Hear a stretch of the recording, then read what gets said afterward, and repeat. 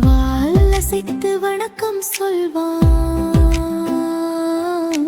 வாசல் முன் நின்று காத்து கொள்வான். ஈரா அப்பாவ் என்று குரைக்கும் நாய்,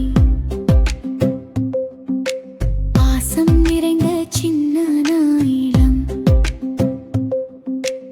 என்னை பார்த்து துள்ளியோடும். எப்போதும் நண்பன் பண்ணாகும், பந்தை எறிந்தால் பிடித்து வரும், பாதம் வைத்து கை கொடுக்கும். சின்ன சின்ன விளையாட்டில் சிரிப்பு பூக்கும் எங்கள் வீட்டில்.